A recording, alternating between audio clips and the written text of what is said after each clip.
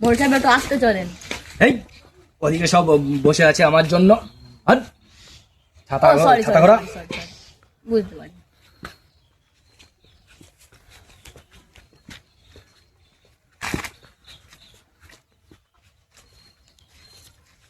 আসি আজকের সেই জরিনার যে আমি দেখতে পেয়েছি, আজকে ওর বলো ছাড়া যাবে না, বলো ঠিক আছে?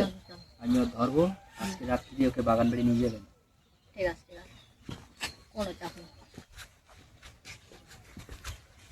এই জরিনা, জরিনা, এই জরিনা, তো আওয়াজটা একটু চেনা চেনা লাগছে মনে হয়। আশিক দৌড়ো। না, আমি যাবো।